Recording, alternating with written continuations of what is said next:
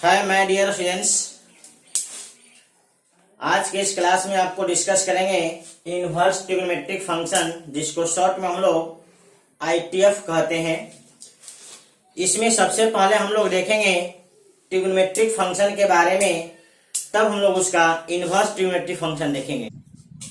यहाँ हम लोग सबसे पहले ट्रिग्नोमेट्रिक फंक्शन का देख लें, डोमेन क्या होता है और रेंज क्या होता है, क्योंकि इसका जानकारी रहेगा तभी हम लोग ट्रिग्नोमेट्रिक फंक्शन का इनवर्स यानी इसका उल्टा देखेंगे। देखिए, आपको ट्रिग्नोमेट्रिक फंक्शन में आपका हो गया साइन, कॉस, टेन, कॉट, सेक और कॉसेक। ये आपको 6 ट्रिग्नोमेट्रिक फंक्शन कहलाते हैं। इन सबका डोमेन और रेंज यहाँ लिखा गया।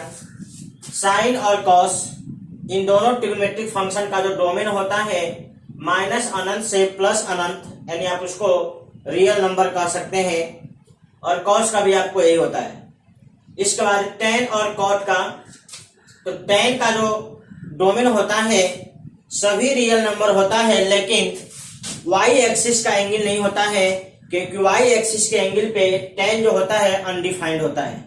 सेम इसी प्रकार से जो सेक होता है, इसका भी आपको डोमेन माइनस अनंत से प्लस अनंत यानी रियल नंबर होता है, लेकिन वाई एक्सिस के एंगल पर ये भी आपको जो सेक होता है ये भी आपको अनडिफाइंड होता है, क्योंकि सेक और टेन दोनों के बटा में आपको कॉस होता है, और कॉस वाई एक्सिस के एंगल पे 0 होता है। इसलिए जब जब आपको बटा में 0 होता है उस समय टेन और सेक अनडिफाइंड हो जाते हैं।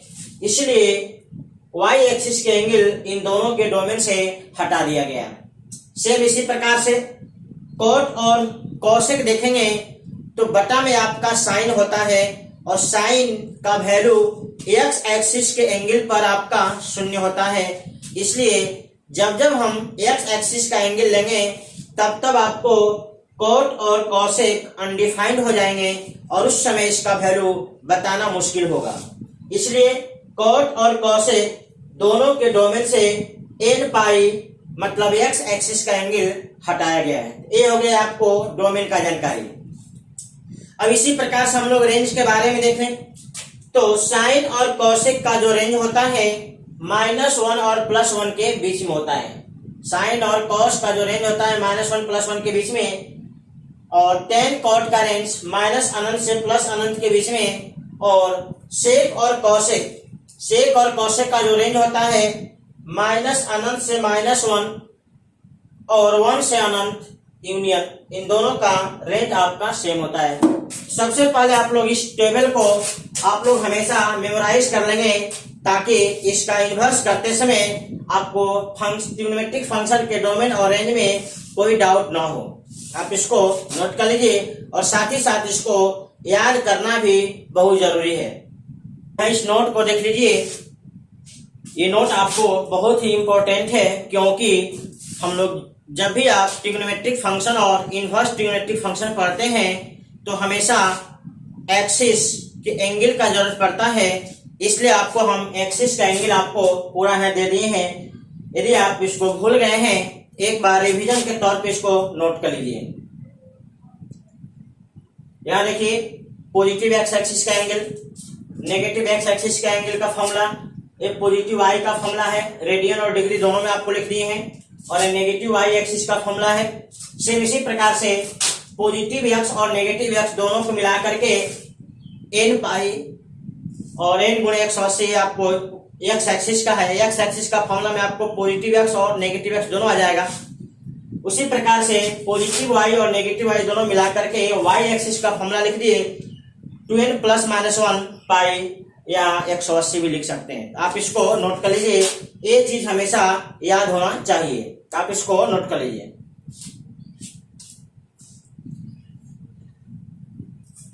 अब हम लोग चलते हैं एक एक फंक्शन लेकर के इनवर्स ट्रिग्नोमेट्रिक फंक्शन में। जैसे सबसे पहला हम ले लेते हैं y बराबर साइन एक्स। y बराबर साइन एक्स। साइन एक्स एक ट्रिग्नोमेट्रिक फंक्शन है, हम इसको इनवर्स ट्रिग्नोमेट्रिक फंक्शन में बदलना चाहते हैं। फिलहाल देख लीजिए, इस x को हम लोग कहते हैं डोमेन, x को हम लोग कहते हैं डोमेन, और ये जो y होता है यही होता है आपका रेंज। साइन x यानी फंक्शन का जो वैल्यू आता है उसको हम लोग कहते हैं रेंज। अभी आपको टेबल में बताए थे कि साइन का जो डोमेन होता है माइनस अनंत से प्लस अनंत तक होता है और इसका जो रेंज होता है -1 और +1 के बीच में होता है। और हम लोग पिछला जो चैप्टर पढ़े थे फंक्शन पढ़े थे। फंक्शन के बाद आपको आया है इनवर्स ट्रिग्नोमेट्रिक फंक्शन, मतलब ये भी आपको फंक्शन का एक पार्ट है, एक स्पेशल फंक्शन है। तो उसमें आपको हम बताए थे किसी फंक्शन का इनवर्स तभी पॉसिबल होता है जब वह फंक्शन 1 हो और अनटो हो। फिलहाल यह जो फंक्शन है आपका 1 अनटो नहीं है, क्योंकि बहुत सारे इनपुट का सेम आउटपुट है। जैसे यदि हम लोग यहाँ पे x का मान बैठा दें 30 डिग्री, 150 डिग्री,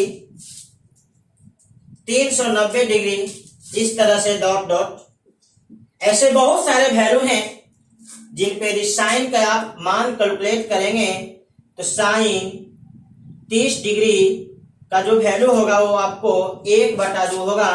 इसी प्रकार से साइन 150 डिग्री का भी वैल्यू होगा 1/2 होगा, इस तरह से डॉट डॉट।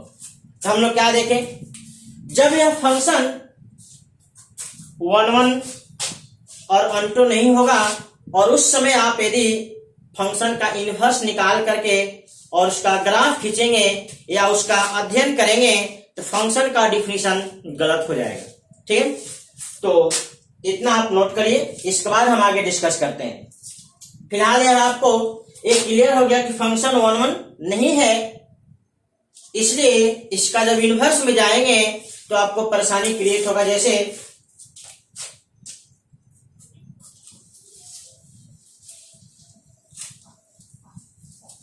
अब देखिए इसको इनवर्स में चेंज करिए। इनवर्स में होता क्या है कि डोमेन और रेंज को आपस में इंटरचेंज कर दिया जाता है। तो हम लिखेंगे x बराबर साइन इनवर्स, और देखिए इनवर्स का ही सिंबल है, किसी भी फंक्शन का इनवर्स जो होता है वो -1 के सिंबल जैसा होता है। जैसे f का इनवर्स दिखलाना होगा, f इनवर्स दिखलाओगे, g का इनवर्स दिखलाना होगा तो g इनवर्स इस प्रकार से दिखलाओगे। उसी तरह से साइन का इनवर्स दिखलाना है तो साइन पर पावर -1 का सिंबल हो गया, यही आपका पढ़ाएगा साइन इनवर्स। अब देखिए ये जो x डोमेन जो है अब इसका रेंज बन गया,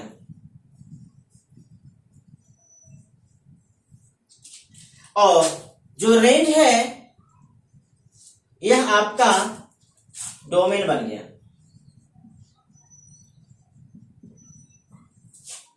और यहां आप दिखला दीजिए कि इसका जो डोमेन है वह -1 और +1 के बीच में है, और इसका जो रेंज है -अनंत और +अनंत के बीच में।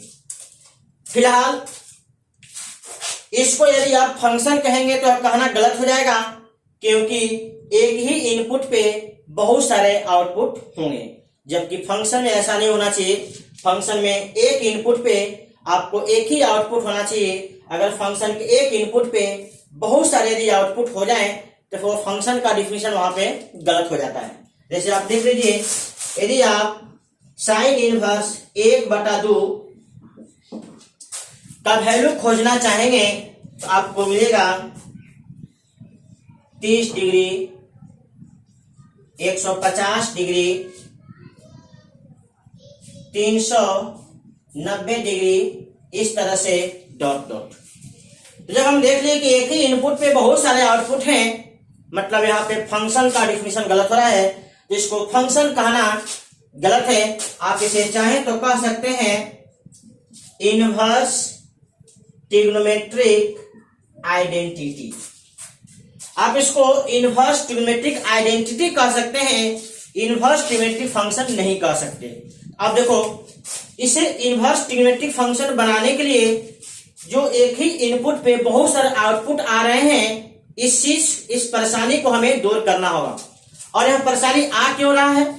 क्योंकि हमें पता है कि किसी फंक्शन का इनवर्स तभी निकलता है जब वह फंक्शन 1 1 और अनटू दोनों हो। फिलहाल ये जो फंक्शन दिया गया था 1 1 नहीं था, इस वजह से यह परेशानी आ रहा है। तो हम लोग क्या करेंगे, जब भी आप ट्रिग्नोमेट्रिक फंक्शन को इनवर्स में लेके जाना चाहेंगे तो आपको कंडीशन के अंतर्गत चलना होगा। यदि विदाउट कंडीशन आप चलेंगे तो फंक्शन गलत हो जाएगा। आप इतना नोट कर लीजिए।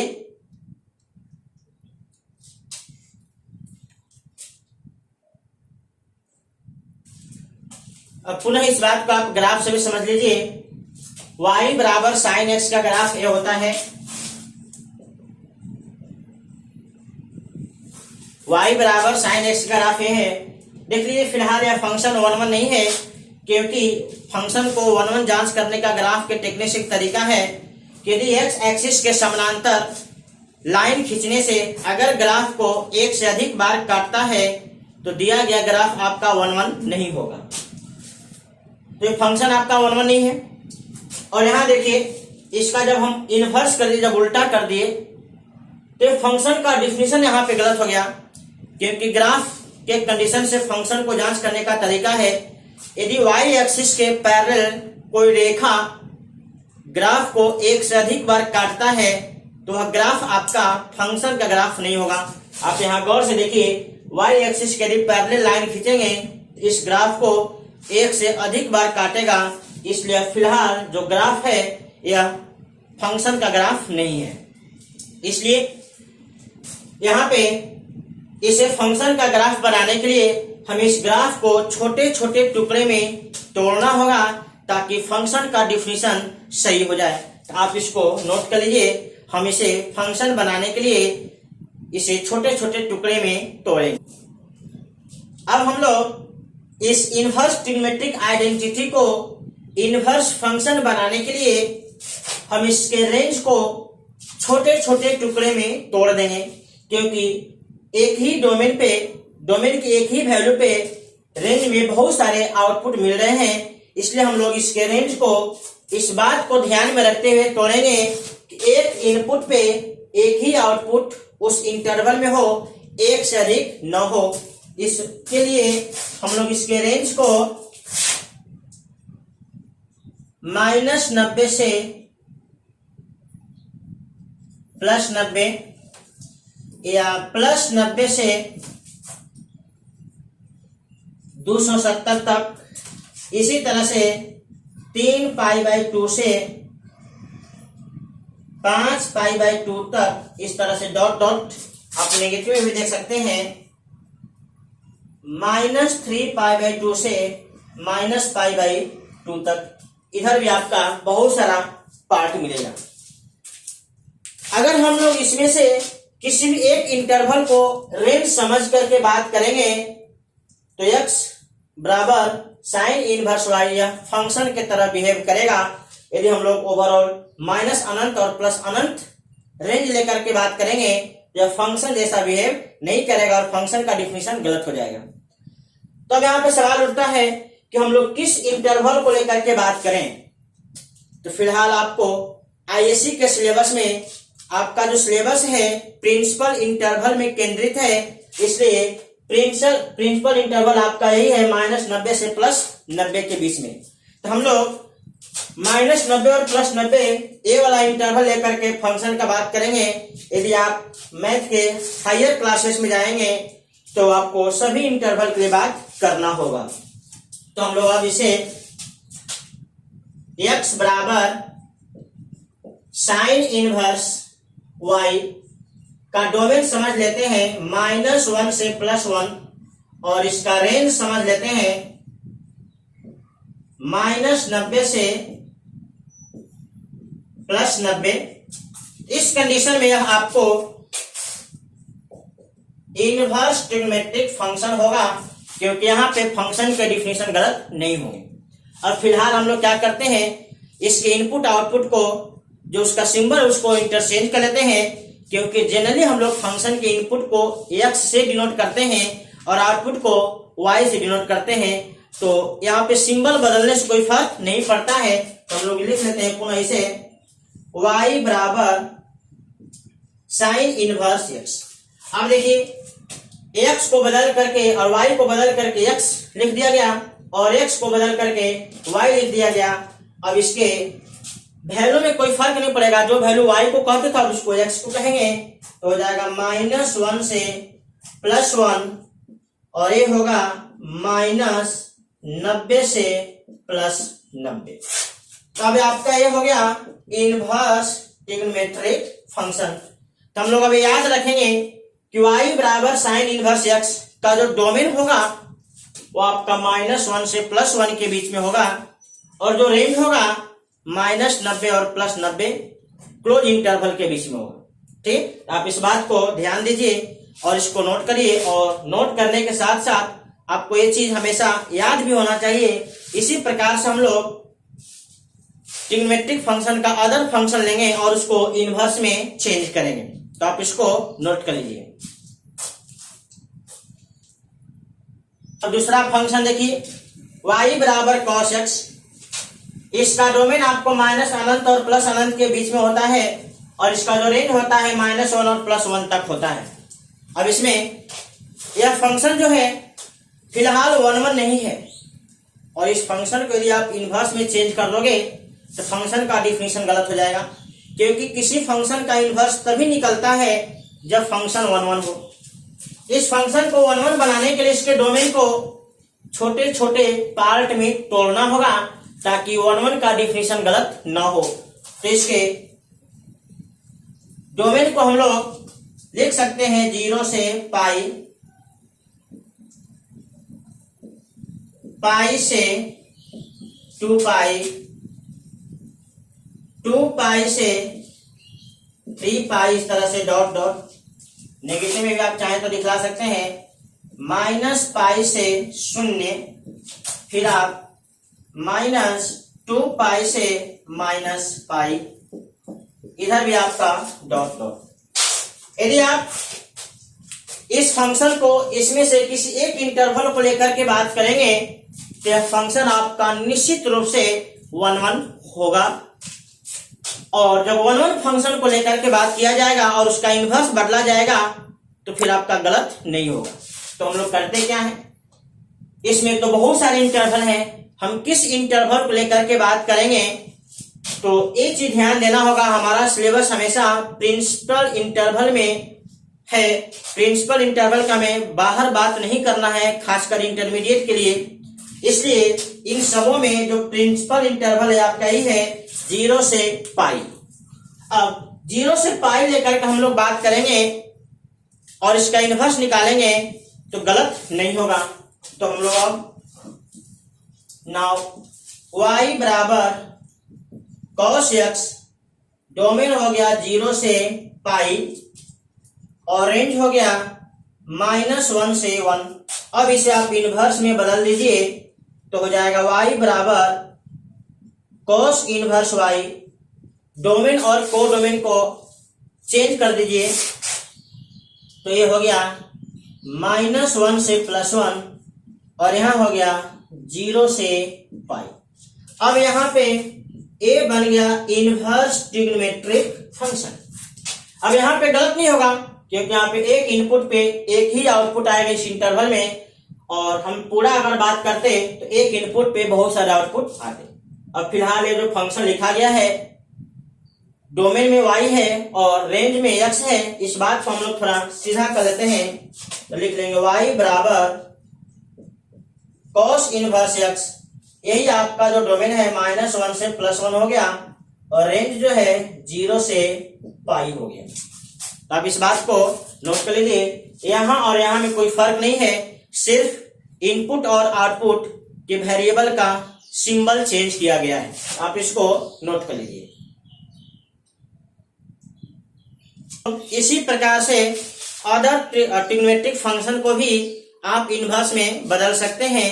हम इसका आपको टेबल लिख देते हैं और उस टेबल को आप लोग हमेशा याद रखेंगे। देख लीजिए इनवर्स ट्रिग्नोमेट्रिक फंक्शन के डोमेन एंड रेंज। तो साइन इनवर्स और कॉस इनवर्स का हम लोग आपको पूरा डिस्कस कर चुके हैं। इसी प्रकार से आप tan, cot, sec और cosec का भी लिख सकते हैं। देखिए इसके डोमेन लिखने में कोई आपका परेशानी नहीं है, क्योंकि जो भी आपका ट्रिग्नोमेट्रिक फंक्शन का जो रेंज है आप उसको डोमेन में लिख दीजिए। अब इसके रेंज लिखने में आपको थोड़ा सा सोच समझ के चलना होगा, क्योंकि जो भी जितने भी आपको ट्रिग्नोमेट्रिक फंक्शन है सब के सब आपको 1 1 नहीं है, और जब उस तरह से आप उसको इनवर्स में बदल करके बात करेंगे तो फंक्शन का डिफिनीशन गलत हो जाएगा। इसलिए फंक्शन का डिफिनीशन गलत ना हो, उस फंक्शन को 1 1 बनाने के लिए हम लोग हर ट्रिग्नोमेट्रिक फंक्शन के डोमेन को छोटे छोटे टुकड़े में तोड़ते हैं और प्रत्येक टुकड़े में उसको 1 1 बनाते हैं, और हम लोग उनमें से प्रिंसिपल इंटरवल लेकर के जब चलेंगे और उसको इनवर्स में चेंज करेंगे तो कोई परेशानी नहीं होगा। जैसे साइन और कॉस के लिए तो हम लोग देख लिए उसका डोमेन यही था, और इनवर्स के लिए आपका रेंज ये बन गया। डोमेन हमेशा रेंज बनेगा। अब टेन इनवर्स के लिए देख लीजिए, इसका जो रेंज होगा -90 + 90 ओपन इंटरवल होगा, क्योंकि tan x के फंक्शन में आपको बताए थे कि y एक्सिस का एंगल पर डिफाइंड नहीं होता है, इसलिए y एक्सिस के एंगल पर डिफाइंड नहीं होता है मतलब उसके डोमेन में y एक्सिस नहीं है और डोमेन ही आपका रेंज बनता है। इसलिए tan इनवर्स x के रेंज में -90 और +90 का जो एंगल होता है वो छोड़ दिया जाता है। सेम उसी प्रकार से कॉट जो होता है फंक्शन वह x एक्सिस के एंगल पे डिफाइंड नहीं होता है, इसलिए कॉट इनवर्स x के रेंज में x एक्सिस का एंगल 0 और पाई छोड़ा गया है। सेम उसी प्रकार से सेक इनवर्स x में भी आपको y एक्सिस का एंगल छोड़ा गया, क्योंकि सेक जो होता है y एक्सिस के एंगल पे अनडिफाइंड होता है। सेम उसी प्रकार से कोसेक में x एक्सिस का एंगल छोड़ा गया, क्योंकि जो कोसेक होता है x एक्सिस के एंगल पे डिफाइंड नहीं होता है। यहाँ पे -90 + 90 के बीच में एक एंगल 0 x एक्सिस का इसलिए निकाल दिया गया। यहाँ 0 और पाई के बीच में y एक्सिस का एंगल एगो है, इसे निकाल दिया गया। इस प्रकार से आप इसको याद रखेंगे। और एक बात हमेशा ध्यान देंगे, रेंज याद करते समय साइन इनवर्स, टेन इनवर्स और कॉसेक इनवर्स का रेंज लगभग एक जैसा होता है।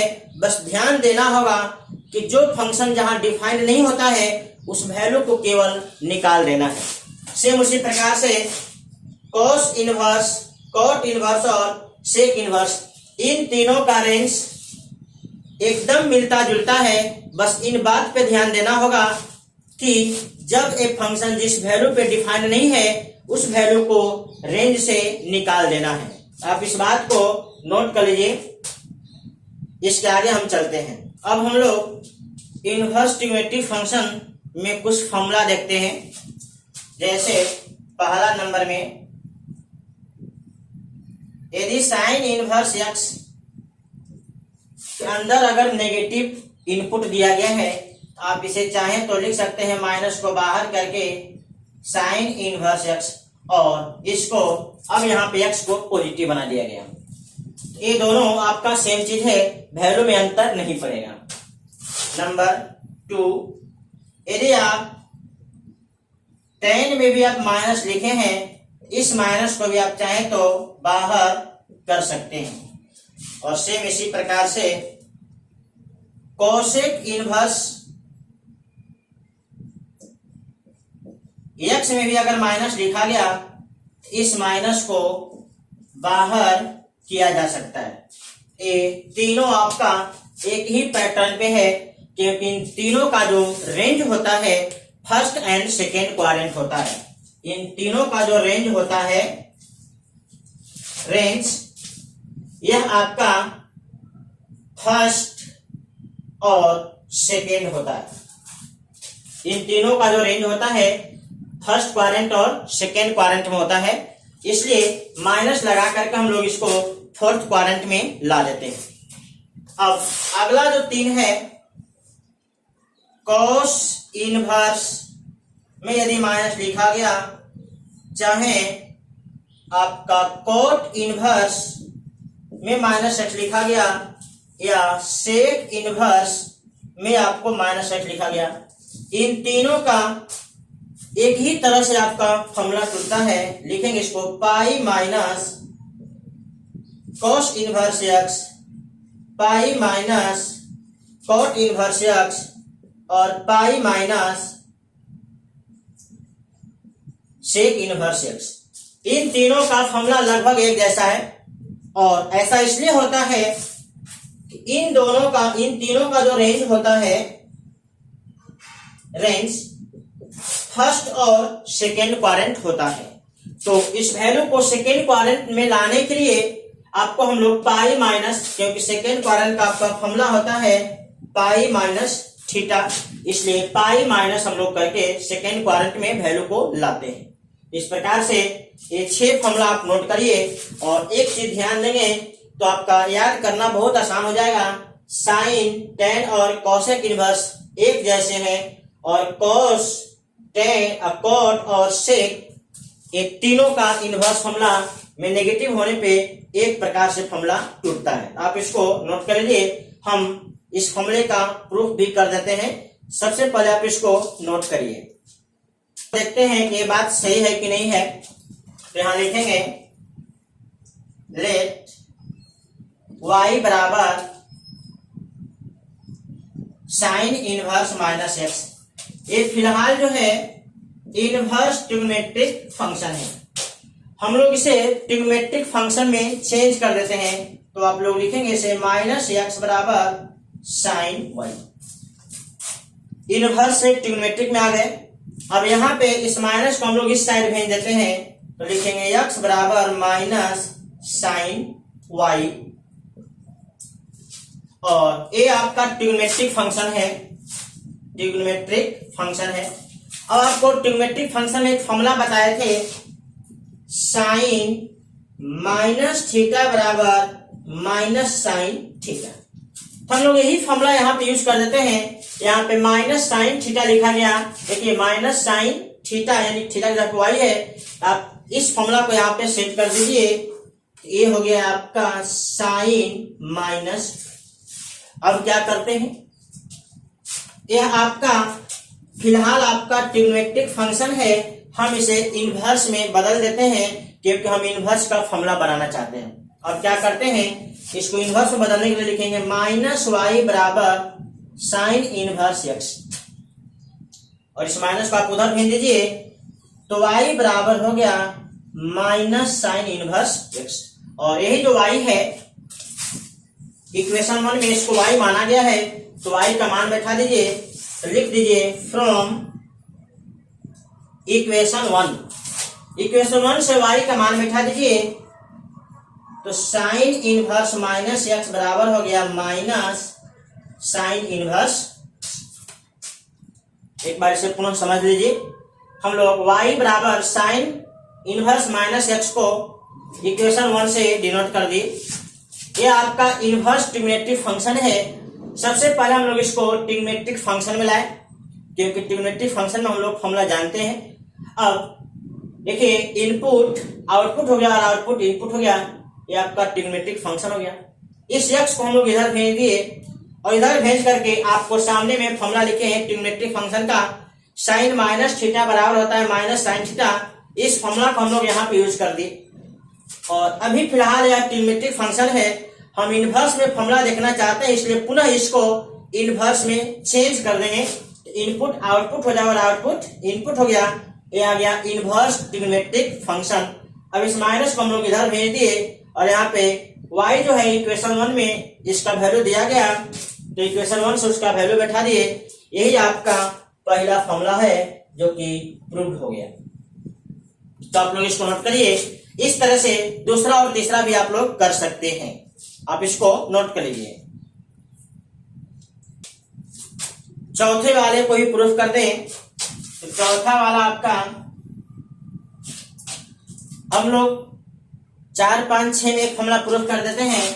यहां दिया गया था cos इनवर्स माइनस एक्स बराबर minus pi minus cos inverse x. अब क्या करते हैं, जो चौथा फॉर्मूला, चौथा, पांचवा, छठवां जो है उसमें से चौथे फॉर्मूला को लेकर के हम प्रूफ कर देते हैं। यहाँ लिखा गया cos इनवर्स माइनस एक्स बराबर में pi minus cos inverse x.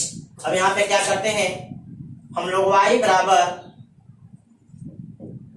cos inverse minus x को मान लेते हैं और एक फिलहाल आपका इनवर्स ट्रिग्नोमेट्रिक फंक्शन है, इसे इक्वेशन 1 से सूचित कर देते हैं।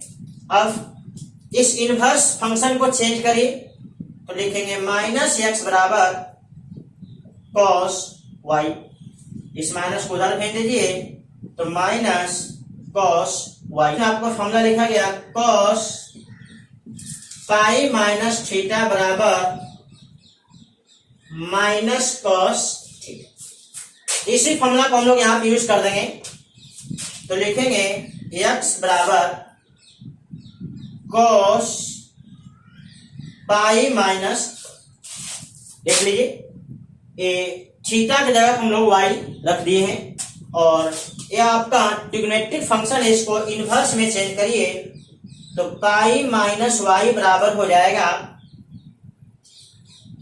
cos inverse x। यहां से आप y का मान निकाल लीजिए तो हो जाएगा y बराबर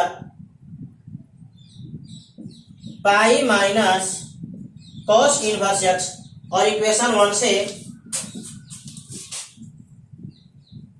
फ्रॉम इक्वेशन 1 से y का मान यहां से बैठा दीजिए तो आपका फॉर्मूला तैयार हो गया cos इनवर्स माइनस x बराबर pi minus cos inverse x। अब इस बात को नोट कर लीजिए, ये आपका चौथा फॉर्मूला को हम प्रूफ करके दिखला दिए। इसी प्रकार से आप 5 और 6 को भी प्रूफ कर सकते हैं, बट ध्यान देना होगा ये कौन सा ट्रिग्नोमेट्रिक फॉर्मूला हम लोग यूज करें, इसको आप नोट कर लीजिए। हम लोग कुछ एग्जाम्पल देख लें। जैसे आपका दिया गया साइन इनवर्स 1/2 का मान क्या होगा।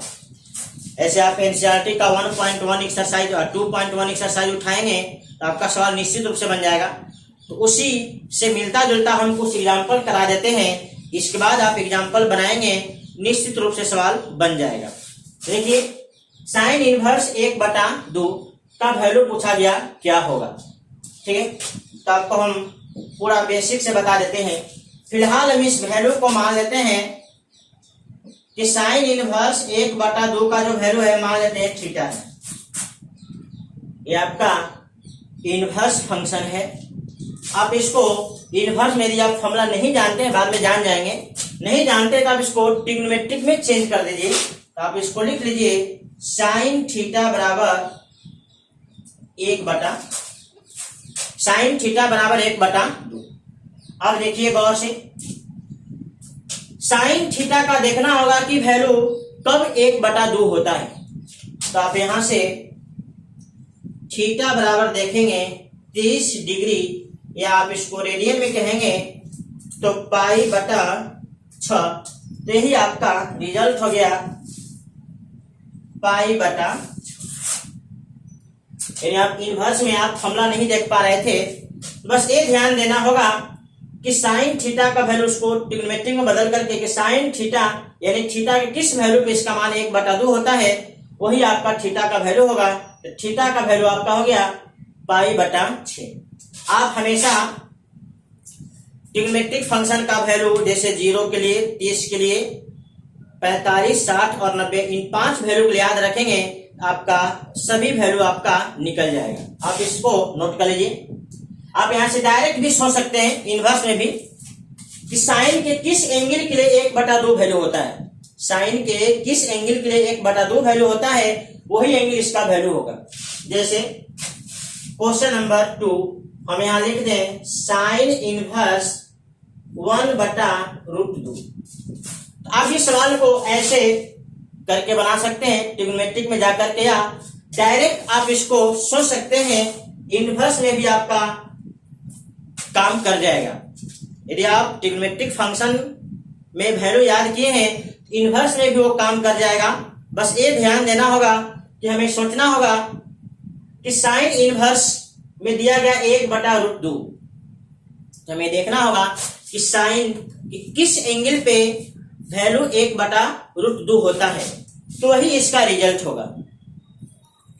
तो आप बताइए साइन के किस एंगल पे 1/√2 वैल्यू होता है, तो आपको याद आएगा साइन 45, इसलिए इसका रिजल्ट हो जाएगा 45 डिग्री, यानी रेडियन में हम लोग लिखेंगे तो π/4। ज्यादातर आपको आंसर रेडियन में लिखा हुआ मिलेगा, क्योंकि हमारा एंगल का जो SI मात्रक है वो रेडियन है। आप इसे डिग्री में भी लिखेंगे तो कोई गलत नहीं कर सकता, लेकिन यूनिट चेंज होगा और हमारा ज्यादा जो दिमाग है वो रेडियन पे ज्यादा काम करता है, डिग्री पे ज्यादा काम करता है। आप उसे धीरे धीरे अपने माइंड को सेट करके रेडियन में लाइए।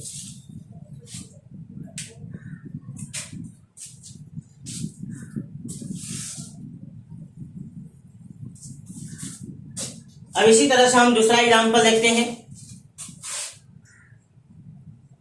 Sine inverse 1/√2। अब देखिए आप डायरेक्ट इनवर्स में भी फॉर्मूला सोच सकते हैं, बहुत आसान है। आपको सोचने के लिए ट्रिग्नोमेट्रिक फंक्शन वाला वैल्यू याद होना चाहिए। जैसे हम लोग यहाँ सोचेंगे कि साइन का ऐसा कौन सा एंगल है साइन में, यानी साइन का किस एंगल पे वैल्यू 1/√2 होता है। आपको याद आएगा साइन 45 बराबर 1/√2 होता है, इसलिए साइन इनवर्स 1/√2 का वैल्यू 45 यानी रेडियन में कहेंगे तो π/4 होगा। आप अगला एग्जांपल देखिए, साइन इनवर्स √3/2। अब आप यहां सोचेंगे कि साइन के किस एंगल पे आपका √3/2 वैल्यू होता है, यानी साइन में कौन सा एंगल रखने पे आपका √3/2 वैल्यू आता है। तो आपको याद आएगा साइन 60 डिग्री बराबर √3/2 होता है, इसलिए साइन इनवर्स √3/2 का जो वैल्यू होगा 60 डिग्री होगा, और 60 डिग्री को हम लोग लिखेंगे रेडियन में π/3। सेम इसी प्रकार से आप और भी सवाल बना सकते हैं, जैसे कॉस इनवर्स लिखेंगे 1/2, कॉस इनवर्स 1/2। बताइए कॉस का वैल्यू किस एंगल पे 1/2 होता है। आपको याद आएगा cos 60 का मान 1/2 होता है, इसलिए आप इसको लिखेंगे 60 डिग्री यानी π/3। सेम इसी प्रकार से पांचवा एग्जांपल देखिए, आप लिखेंगे tan inverse √3। tan inverse √3, tan का मान कितने डिग्री पे √3 होता है, तो आपको याद आएगा 60 डिग्री पे, इसलिए इसका रिजल्ट होता है π/3। इस तरह से आप हजार एग्जांपल का जवाब दे सकते हैं, बट आपको ट्रिग्नोमेट्रिक फंक्शन वाला किस एंगल पे किस ट्रिग्नोमेट्रिक फंक्शन कितना मान होता है ये याद होना चाहिए। अब आप लिखेंगे tan इनवर्स 1। तो आपको सोचना होगा कि tan का कितने डिग्री पे मान 1 होता है। आपको याद आएगा tan 45 यानी इसका वैल्यू हो जाएगा 45 यानी π/4। इसी प्रकार आप सातवां सवाल पे सोचिए, cot इनवर्स 1/√3। तो आपको सोचना होगा कि cot का मान कितने डिग्री पे 1/√3 होता है। तो आपको याद आएगा 60 डिग्री, इसका रिजल्ट हो जाएगा 60 डिग्री। इस प्रकार से हम लोग देख रहे हैं कि ट्रिग्नोमेट्रिक फंक्शन का सहारा लेकर के हम लोग इनवर्स ट्रिग्नोमेट्रिक फंक्शन में आराम से वैल्यू बता रहे हैं। और भी सवाल देखिए, जैसे यहाँ पे अगर आ जाए साइन इनवर्स -1/2। देखिए जब माइनस आ जाए तो आपको अदर क्वाड्रेंट में जाने का जरूरत नहीं है, आपको माइनस के लिए हम 6 फॉर्मूला लिखवा दिए हैं। साइन, टेन और कॉसेक एक जैसा फॉर्मूला है, कॉस, कॉट और सेक का एक जैसा फॉर्मूला है। सबसे पहले इसमें से माइनस गायब करने के लिए इसको बाहर कर दीजिए और लिख दीजिए साइन इनवर्स 1/2 और ए माइनस बाहर आ गया। अब आप इस माइनस के बारे में सोचना बंद करिए, सिर्फ सोचिए कि साइन का वैल्यू कब 1/2 होता है, कितने डिग्री पे 1/2 होता है। आपको यही वैल्यू आपको यहाँ बताया गया था, इसे पहले वाले सवाल में देखिए साइन इनवर्स 1/2 π/6। यानी साइन 30 का मान 1/2 होता है, इसलिए इसका वैल्यू 30 डिग्री होगा। यानी आप इसको लिख लेंगे -π/6। यदि आप नेगेटिव में भी जाते हैं तो कोई परेशानी नहीं है। सबसे पहले अंदर वाले नेगेटिव को फॉर्मूला के द्वारा बाहर करिए और आराम से आप फर्स्ट क्वाड्रेंट में वैल्यू सोचिए। 9 आप लिख लीजिए cos इनवर्स माइनस में √3/2। तो आपको देखिए cos, cot और sec इनवर्स में जब माइनस होता है तो उसके लिए आपको बताए हैं, इस माइनस को गायब करने के लिए लिखिए पाई माइनस cos इनवर्स √3/2। अब सोचिए कि cos में कितने डिग्री पे मान √3/2 होता है। आपको याद आएगा cos 30 बराबर होता है √3/2। आप लिखेंगे यहाँ पे पाई माइनस π/6। अब इसको थोड़ा सा कैलकुलेशन कर लीजिए तो 6 एलसीएम आएगा और 6 ऊपर जाके गुणा होगा, 6 पाई और 1 पाई घट जाएगा, इसका रिजल्ट हो जाएगा 5π/6।